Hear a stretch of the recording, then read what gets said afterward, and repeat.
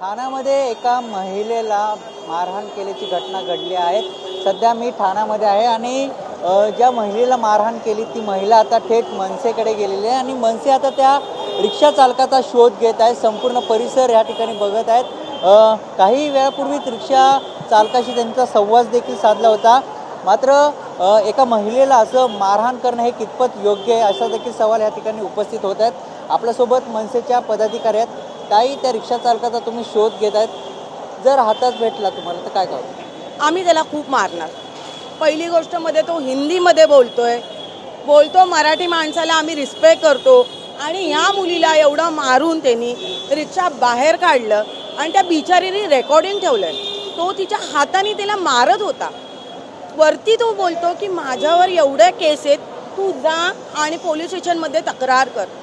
हिने बिचारीने तशीच पळत गेली मनसेमध्ये मदत घ्यायला की पोलीस स्टेशनमध्ये काहीच होणार नाही। तो स्वतः बोलतो जा माझ्यावर 10 केस आहेत बोल। मग आमचे अविनाश दादा बोले की नाही आपण यांना मदत करू आणि आता आम्ही त्याला शोधायला आलोय। आम्ही त्याला फोन करतो, आम्ही त्याचा नंबर काढलाय, पण त्याचे वडील म्हणतात तो अचानक नाही आहे। आता इकडचे पण रिक्षावाले चांगले आहेत, आम्हाला मदत करतायत, त्याला शोधतायत, पण जसं त्याला कळलं की ही महिला इकडे आली आहे तसा तो इकडनं पळून गेलाय, पण तरीही आम्ही सोडणार नाही त्याला। आम्ही त्याच्या घरपर्यंत जाणार। आत्ता त्याच्या वडिलांशी माझं बोलणं झालं की एकदा माफ करा, आम्ही पाया पडतो, ऑफिसमध्ये येऊन पाया पडतो। पण एका रिक्षा चालकामुळे सगळ्या रिक्षा चालकांचं नाव, कारण की कुठेतरी मुजुरी यांची वाढत चालली का? कारण की एका रिक्षा चालकामुळे सगळ्या रिक्षा चालकांचं नाव खराब होतं। नाही, हे तर बरोबरच आहे, पण आता मी बघतेय ना काही रिक्षावाले आम्हाला मदतही करतात।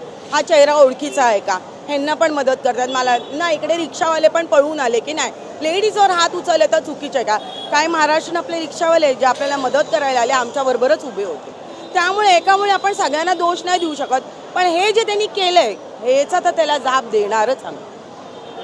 नक्कीच ठाण्यामध्ये आता मनसेकडून त्या रिक्षा चालकाचा शोध सुरू आहे। काही वेळापूर्वी त्यांच्या वडिलांशी देखील संवाद साधलाय आणि रिक्षा चालक जर हाताशी भेटला तर त्याला मनसे स्टाईलने धडा शिकवू अशी प्रतिक्रिया पदाधिकाऱ्यांनी दिली आहे। कॅमेरामन रोशन सबू, मैरज जाधव, TV9 मराठी, ठाणे।